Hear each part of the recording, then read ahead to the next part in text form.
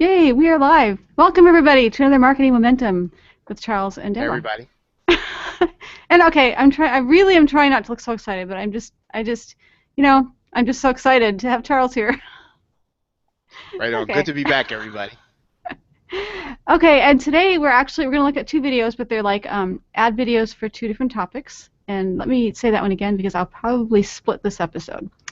Today, we're going to look at an advertising video put out by Empire Avenue, and we're going to talk a little bit about Empire Avenue. So let's just pause and look at that video, and we'll be right back. And now we're back. And if any of you are watching this live, like, what the heck is going on? Is she on drugs? No. Obviously, I'm referring to a post-production. So, um, Charles, I came to love Empire Avenue late. So you were like you were in there right away when it started. I would love to hear your thoughts on Empire Avenue when you first joined. Yeah, I mean, I'll tell you now. I came to Empire Avenue basically because I'd been asked to do a little research on it and to actually do a course on it. And so I took my time, went through it, actually learned how to use it. And I think what was really, I don't want to say amazing because that's overused, that word. People are really passionate about how it works, which is trying to really help other people in that network get attention. So it's not just about people connecting with each other in there, and I think that's part of it, right? They view Mm-hmm. themselves as their own community and their own social network, but I think the ethic of the whole thing is you're supposed to get in there and you're really supposed to be there to promote everybody else. And I have not to date seen anything else there like it. Now, naturally, the people that are going to tend to be there are going to be the internet marketing types.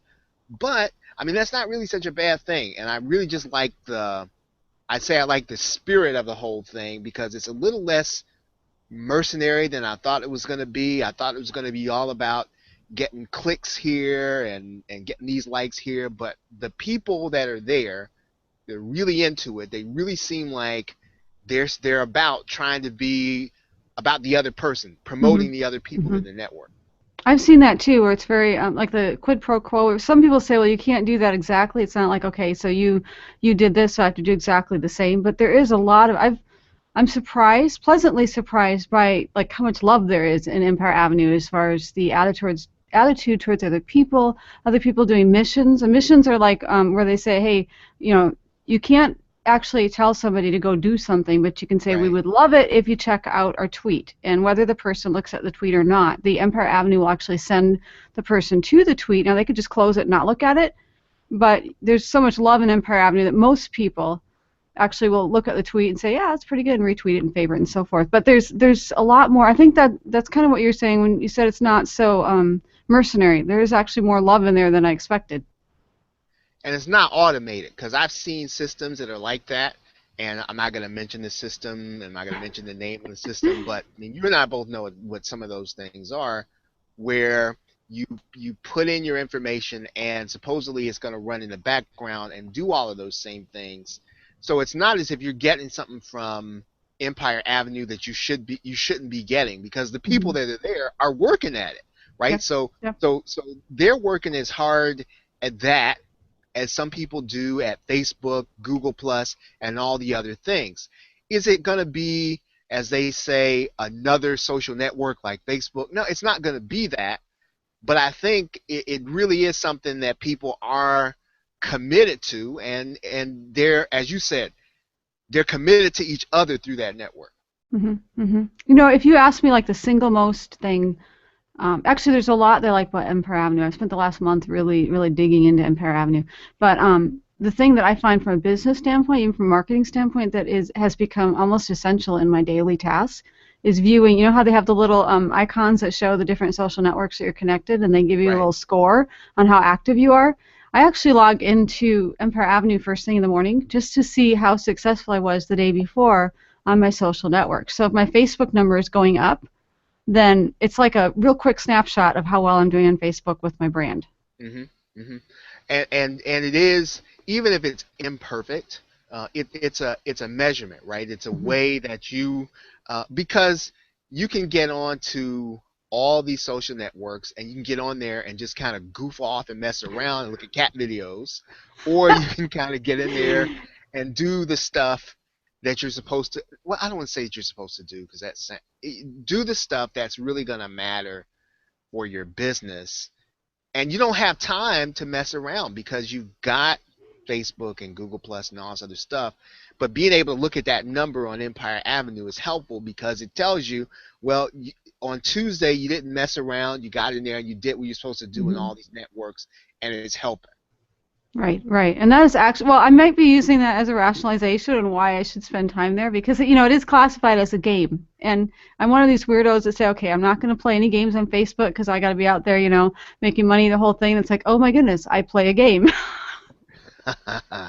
But still, um, I don't know. You know what? Facebook is changing, right? As all the social networks are changing because they got to make money. So they're all going to change their whole, their whole whatever their algorithm, and they're going to make it less attractive for people to get on there and free and promote themselves because they want you to use their paid systems.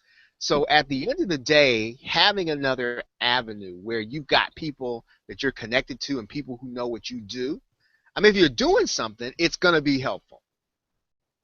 Well, I've found that I'm building engagement on, for example, Facebook, but it's because I'm meeting people in Empire Avenue. I'm going and I'm Right. connecting with them or they're connecting with me, and then we're seeing each other's feeds and then we're interacting. I mean, it's like a natural outcome. It's not forced. And I think I told you one of the things I learned a little while ago from my wife doing her coupon channel is that, a lot of the folks inside of a community, whether it's inside a specific niche, um, people who are building these brands inside YouTube and they're really generating income just from YouTube, they're doing this because the people inside of the niche are the people watching the videos. In other words, they're not necessarily pressed whether or not you and I watch a couponing video. They're really pressed about talking to other couponers, but it sustains that whole community. And some people Mhm. are using that, right? That whole it's not viral.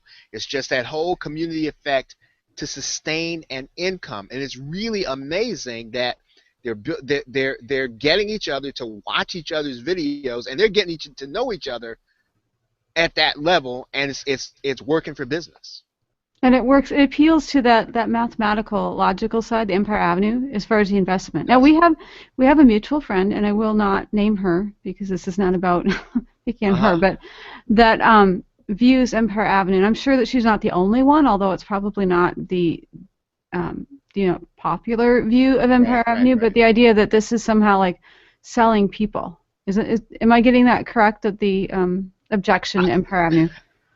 like I said, I think people view it as mercenary, and some of this really goes to, you know, how people think that you ought to make money uh, on the internet, and people are really, I think, really looking to, I guess, a real pure aspect of you've got to be relationships have got to be one to one. There's got to be a direct contact, and all those things are still true. However, I think the people that are in Empire Avenue view themselves as helping the other people in the Hmm. network, Hmm. right? I don't think they view themselves as doing this or selling each other because honestly, you're probably not in there because of your stock price, right? I think that No, was how it's they fun, sort but of it's not. presented. It's cool. I mean, it's kind of a cool thing, but I think it's a little bit like how you dress yourself. It's how they clothe the network, right? Facebook has likes, Facebook has fan pages, and that's how they clothe their network. Empire Avenue clothes its network with this whole stock thing. I think the people that are in there, they sort of use those gauges, but they're not really into that. It's still at the end of the day about the connection, and the thing that everybody's up front in there about is that it's for business, right? So yes, we're doing this to make money, and we're going to help each other. And so I think that that's sort of where people have the problem, right? Because like you can't connect just to make money. Well, uh, Don't we do Yeah, that sort of? I mean, you're right. I mean, that's what we're doing when we do some of this stuff. And so I think Empire Avenue, they're putting it up front. They're saying, we're going to help each other in this way because these are the things in these social networks that will cause people to make money. And so let's help each other. On Facebook and on Twitter, it's the same thing. We just don't say it. right, right. Well, like measuring the likes on, I think you just said that as far as a Facebook, how many likes. And the thing is, the stock price on Empire Avenue, to me, it's another mathematical, it's another way to evaluate how I'm doing on the social networks.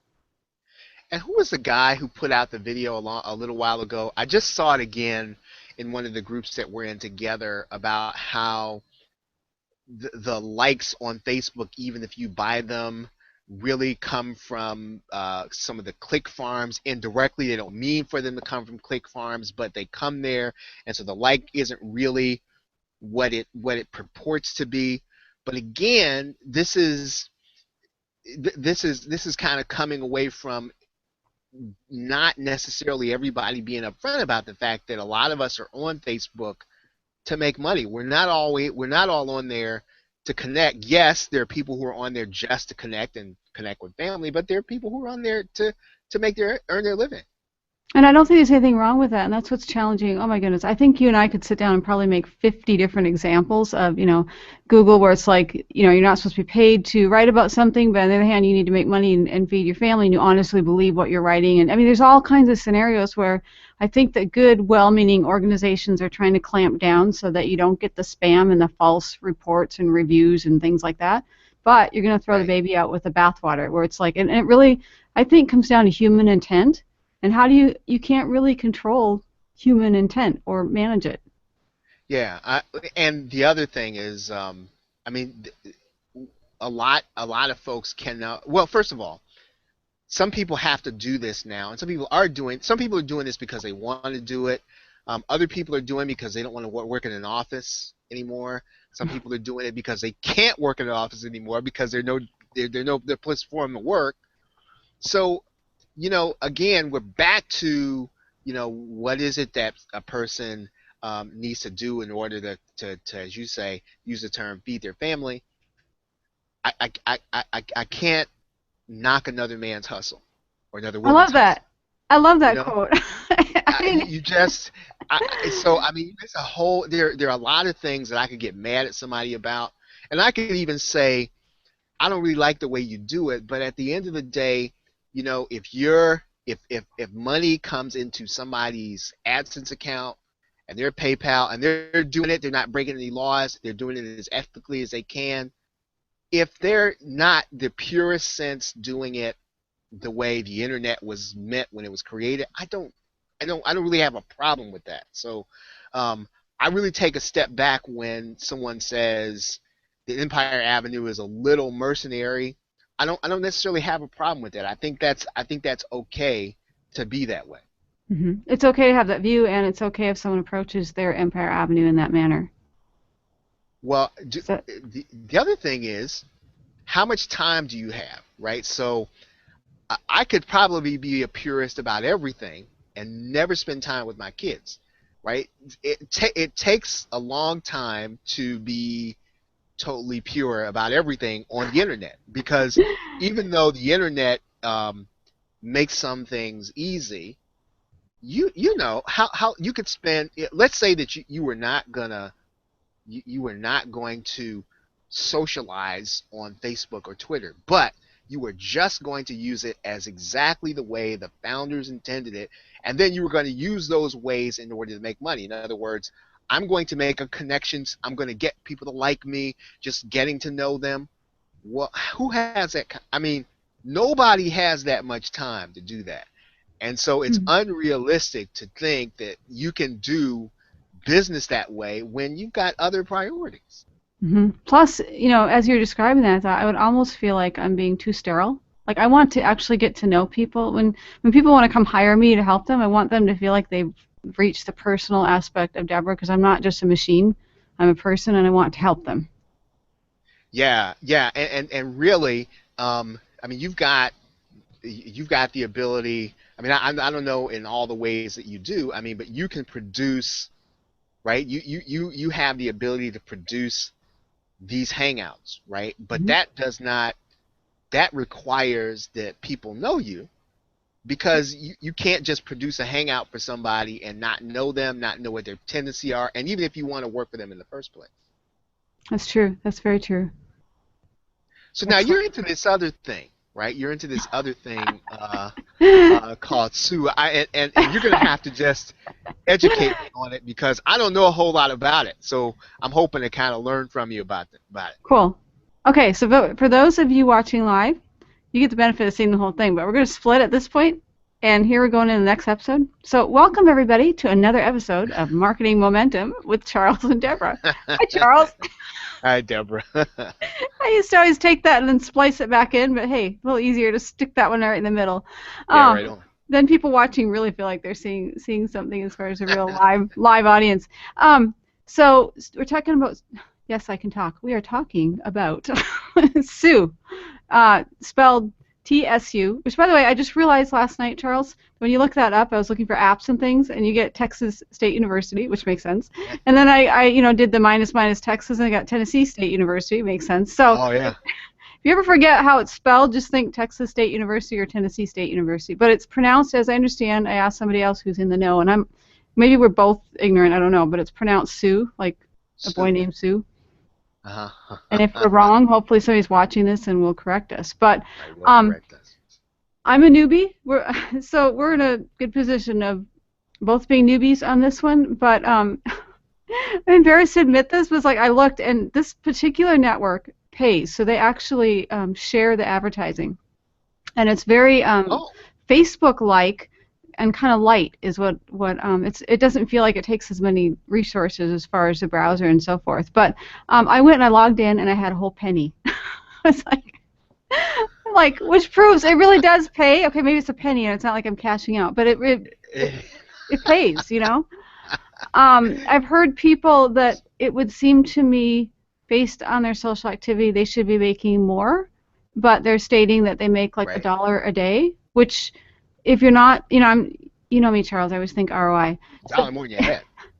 if you're not spending a lot of extra time, or if that's where you really like to hang out and chat with other people in your community, $1 a day is not bad. I mean, that's $30 that could pay for like a community, and I'm not paid to promote that, by the way. A community subscription, or there's several like social tools that would help with the business, and there Sure. you go. It's like having it for free. So that's kind of how I look at it. Now, okay, so um, I guess my question is going to be, if you'd even know. So how do they generate cash in order to put into the accounts of the members? I guess what do they do to generate income? They do advertising. So they're similar to how Facebook has it down the right-hand side. They have advertising. I don't know if it's an AdSense or what. I know that you can advertise. Like I went and looked at my quote-unquote bank, this morning, and there's an option to either cash out my penny.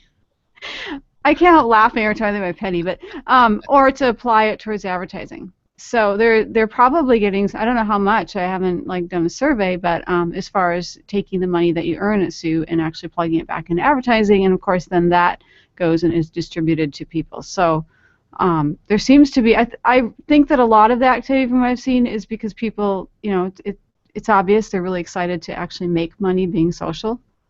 Right. Yeah. Now, is this primarily going to be internet marketing types? Is this going to be people across the board on the internet? What have you found to be the case in Actually, Sue? I don't know as far as niches, but I've seen an awful lot of like quote images, a lot of images. I mean, maybe there's status updates and I'm just not seeing them, but and again, I'm technically a newbie, but if I had to make a recommendation, that's where you want to put your videos and your images. Go in there and use the free Okay. tool like canva.com. Gail Gardner turned me on to Canva. I kept saying, no, no, no, no, I'm an Adobe Photoshop girl, and I realized that was very Uh-huh. prideful. But Canva is a great tool to go in. If you want it kind of done for you, you can pay their $1 for the images. Otherwise, you can upload your own images, add a quote, and then stick it up on Sue. Okay, so now, I've heard of Canva. I don't know a whole lot about that, but now with Sue, so when I go in and I log in, and I know it's a social network, but what's my objective? So I log in. What should I be trying to do when I get in there? Okay, if you're talking money making, what you want to do is start building your like an MLM. You want to build your family tree, as they call it. So you Uh-huh. want to go invite a bunch of people so that they're directly below you. I don't remember how many levels it goes, but that means it's like an MLM type approach. The four levels down, if they share something, you benefit. There's some breakdown so that you benefit with what people are doing beneath you. So that's why I think a lot of the early adopters, technically, I'm an early adopter for when I went in, but I Uh-huh. I think I have a family of 4 people. If you sign up, Charles, and mine, I'll have 5 people. Hey, I get to be your mother. But yeah, then whatever they're doing. So if you really want to do a hands off, then you want to build just like an MLM. You want to build your team and then really promote and help them to actually promote their profiles so that you benefit. Yeah. So, but now is it like Empire Avenue in that um, there's another? I mean, there's another thrust. So in other words, is it the same kind of I'm there to promote other people? Do I benefit by promoting other people, or is my primary goal to do the activities to generate that penny and to turn it into two pennies? I think it's both because the more that you connect and you can friend request just like you can on Facebook. So I think of it as like content curation too, so that I definitely want to promote my friends, but I imagine that a lot of people are thinking, cha-ching as they're thinking both, but there is that cha-ching level of it. So if I see something that's a really great quote, maybe if I like it, I'm not benefiting, but I might want to share it. And it's a real easy share. I was surprised. You know how on Facebook you hit share and then you put your comment and so forth? On this one, it's real easy to just go through the feed and share stuff on your own feed because you hit share, it asks you if you want to share it on your feed, and bing, it's just there. So you don't have to think, well, what do I want to add to this? I mean, maybe that's a good thing or a bad thing. I know people like to add comments, but if they want to just get Right. a bunch of stuff in their feed, you can do that by just going through the feed and sharing. And you never know, maybe people that see your feed are going to share yours instead of the original one, and then you benefit because you've shared it on your feed. Okay, so you're kind of a video marketer. So Yep. you've got, let's say, so you've got this customer, you just created this hangout, they want to get more exposure. So you have these two networks. You have Empire Avenue and you have Sue. So so what's your thought process on how you can use these two networks to promote, let's say, your customer that you just did a hangout with? 3 different things. Well, the first thing is I would probably create a shorter one because I do that for Facebook anyway. So I might have a 30-minute hangout, but let's find really great quote or something, inspirational and do a short one. Let's say 2 minutes. Okay, so I've got my 2-minute video, and I'm going to post at a bunch of different places and promote that and promote 30-minute. But now there's 3 aspects, if I can remember. I was counting 3 while you asked the question, but I would post it to Facebook, and I would use Empire Avenue to kind of measure the engagement of the post on Facebook because I'm going to see that on my little numbers. Okay. I would also post it to Sue, and it seems like that graphical anything works well on Sue. So if it's inspirational, it's short, and it grabs people, and you put the little quote, they're going to want to share that because they're going to want to have content on their feeds that brings them more money. So I think that would go really well in Sue. But then back at Empire Avenue, you can create the missions, and now that's where I see a lot of people where it's like, don't you dare mention Sue. But then there's a huge group of people. There's even a group for Sue people. I just realized Exciting. Sue. Yeah, that's also Indian. Okay, sorry. Sometimes I'm slow, but it's like I'm not referring to the Sioux Indian. It's the TSU. But anyway, there's a Right, group, gotcha. TSU in Empire Avenue, and then you can promote it there, and through relationship and discussion, you can also create a mission that will you put the link in as if it's a website type mission in Empire Avenue, and it will take Yeah. them to the post so that they can share it. And this is probably more of a video marketing question, and maybe it has some relevance to Sue and to Empire Avenue. So when you create a short, right, you Mhm. pull an excerpt out of the Hangout. Is your objective with that short to get people to look at the short and say, "Oh, I want to now see the whole thing," and to somehow funnel them to watch that whole thing, or is your objective to just kind of to use the short as the content? What? So yeah. That's a really good question because I tend to have both in mind. And usually on my short, I really want to reach the final objective of the long, if you will. In other words, Yeah, if the full version is like for a client and the client wants them to buy something, then actually my objective with the short is the same thing, and I don't mind if they go watch the full version. So right. when I put it together, I usually have like the primary objective and the secondary objective, and those two may switch, and it all depends on whether the client really wants them to watch the video rather than the final objective. Usually it's the final objective. People want them to click somewhere. They want them to buy. They want them to sign up for a list. So that becomes Right. the primary objective of the short. And the secondary objective, if they're kind of like, well, I'm not really sure, then hey, we'll check out this full version of the Hangout. And so you would put both of those on Empire Avenue and on Sue. So you put the short and the long on there.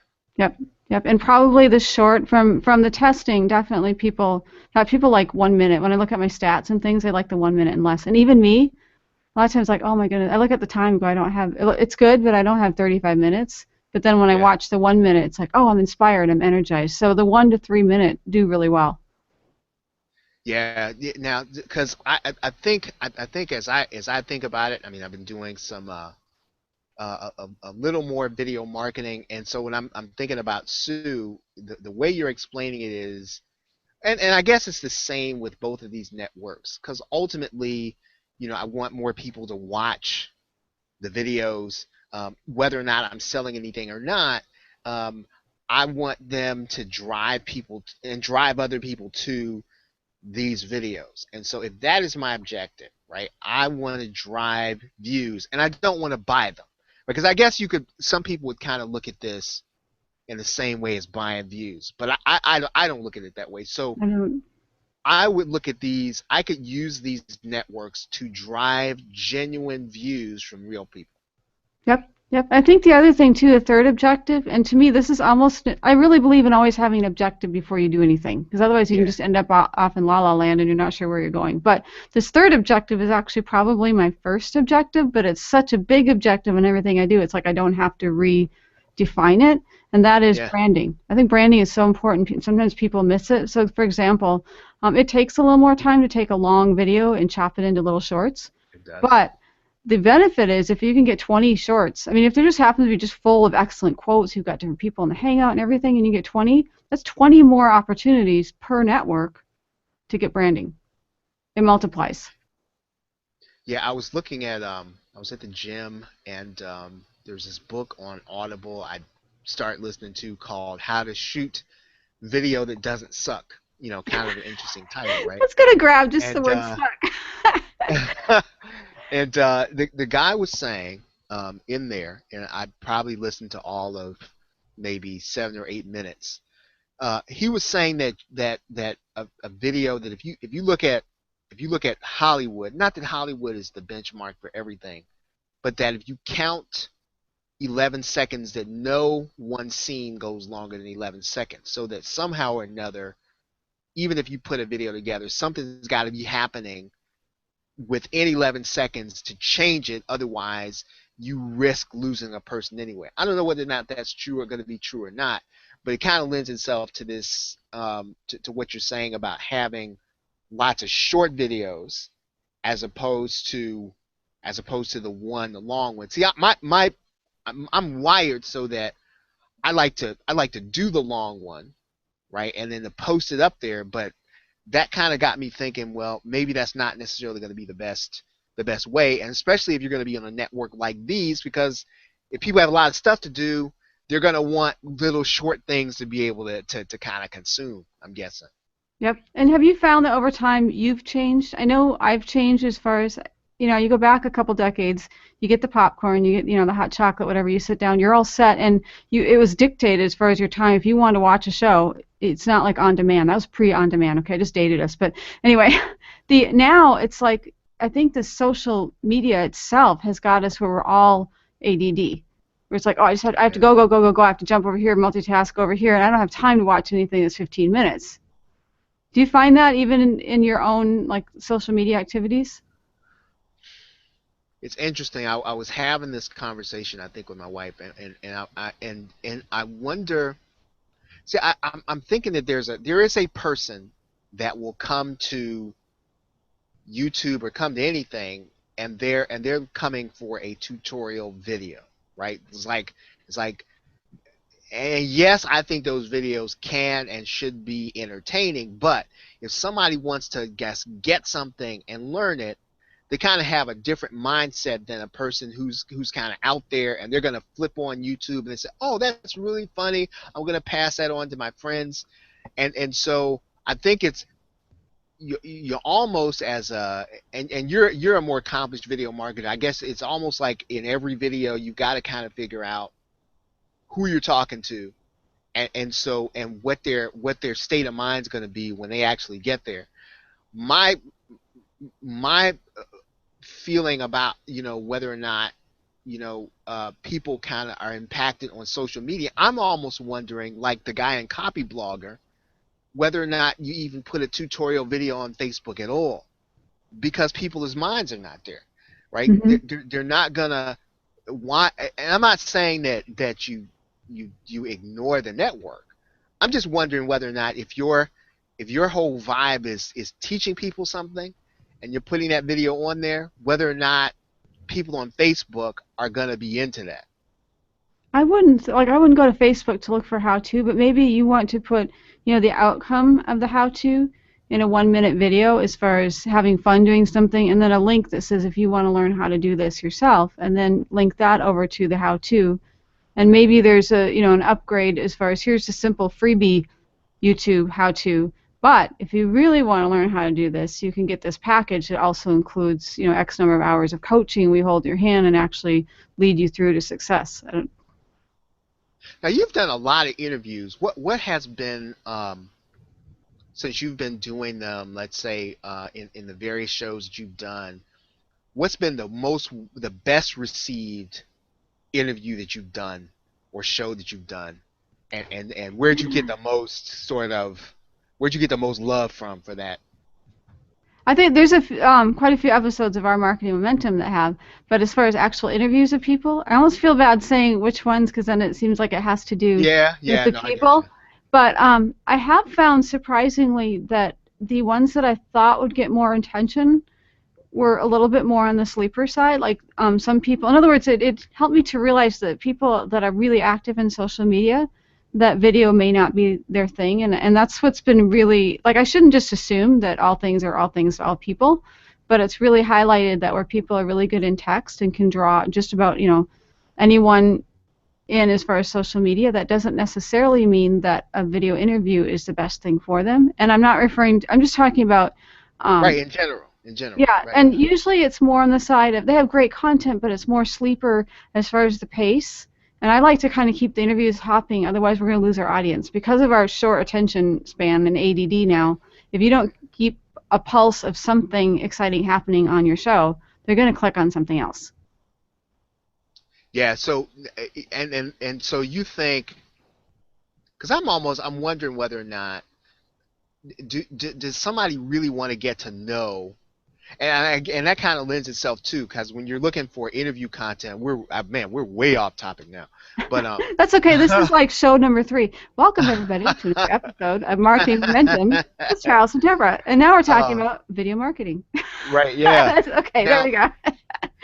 when you went in terms of a guest, right? Because I'm thinking about, we're probably gonna kind of move what we've been doing on audio into video, and I've been thinking about this, which is who do people really want to hear, right? People who would people really want to tune in for? And you had this whole thing again, whether or not you want to bring somebody who's going to bring a big audience, Hmm. or do you bring a celebrity who's not going to have any substance, or do you bring somebody who's going to have all the substance but nobody's going to want to hear, yeah, yes, thank you, let's keep moving, kind of thing. So when you're looking for somebody to get onto the show, I'm wondering whether or not you try to strike a balance, or whether or not you just get the person who's going to bring the audience. A couple different things. I do try to do the balance because I'm out here, not out there to celebrity worship. So, I mean, if a celebrity wants to be on the show, that's fine. But I actually try to find the people that I think will be the next stars, that I think they have something to offer. but maybe everyone else doesn't know it. And I don't expect to have a huge live audience. I don't even expect a lot of views, but what I'm thinking, it's kind of like investments where you invest when it's low, when the Right, stock is right, low, right, and you expect it'll go up later. And it's like, wow, look at this. This was an early video. And it might be that it's like, oh, that was 10 years ago. So I'm kind of right. waiting for the stocks to mature, and I'm still waiting on some of those. And sometimes I do the interview and go, okay, that was good, but that one I might not promote as much. I mean, I hate to judge the videos, but sometimes there's content that's really Oh, I stellar. know. And a couple of them that I was thinking of, and by the way, my interview with you was awesome too. You had a lot of really helpful information on the book series. Also, my interview with Eileen Smith. That woman, she does well Yeah, in text and she does well in video. I mean, I want to say yeah, there's just yeah, nothing that yeah. Eileen She does. touches that doesn't work. But and that kind of goes without saying. But also the one with Rebecca Radice, that was really well received as well. And she was very vibrant, kind of kept it moving, and offered a lot of tips that were very helpful. And that's what I try to look at is what can that person offer that somebody else can use that and go do it right away. Well, Eileen's a very interesting example because I think she is very deliberate about helping people. And but like everything else, you look at a person like that and you think, well, I'd sort of like to do what she's doing, or a person might like to do what she's doing, but it's like everything else. It probably took her a long time to get to that point, right? It took a Mm-hmm. long time of one view on my video and one person reading, because the kind of information that she is sharing is not the kind of thing that's going to be wildly popular. But I think she's kind of looks like as if she's built this following over time of people who learned to trust her because what she's Mm-hmm. delivered has just been solid. That's the thing is I trust her almost to a fault where she sends an email out and says I found this and you really need this and it's like all it takes is for Eileen to say you really need this and I'm clicking and it's like goodness sakes why do I trust her so much? hmm hmm but I think that comes back to how you really build a business in the information, right? Because we can go and take a few shortcuts, but I don't know if there's any I don't know if there's any shortcut to building trust. So it's kind of nobody wants to start at the beginning, right? Because that just starting at the beginning just sucks because you've got a lot of work to do, and there's not going to be a lot of thanks for it at the beginning for a long period of time. But at the end, when you've done it for a year, 18 months, 2 years, and I know, we don't like to hear on the internet, we don't like to hear things like 18 months. We don't like to hear things like 24 months. We don't like to hear things about 30 or 36 months, but it takes a long time to build trust and be yourself and deliver the right kind of information that you want to go back to and kind of redo. And I think that is an advantage that Eileen's been doing this for a while and you said that she's very deliberate.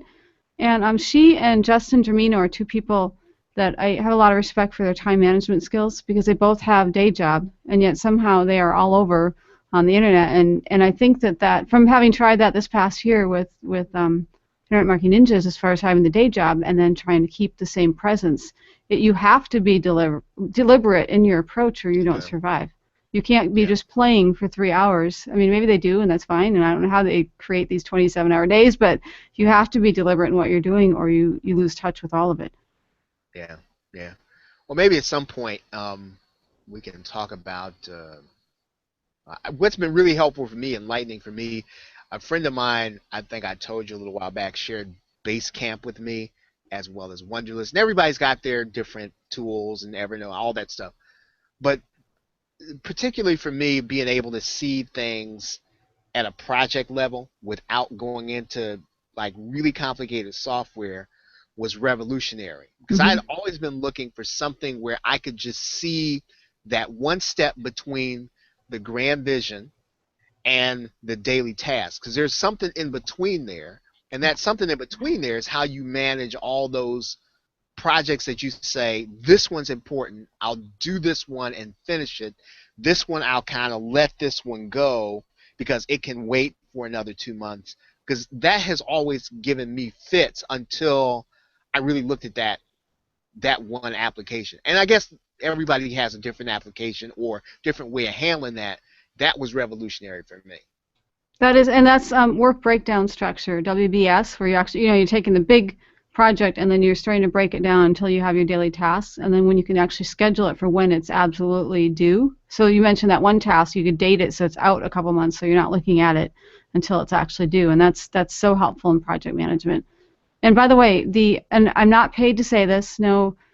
I mean, I could do an affiliate link. I'm not. I'm just saying this because I really like the software. But teamwork.com is based on Basecamp, and I mean no offense to Basecamp, but Teamwork has taken it to another level that makes it that much easier to manage projects.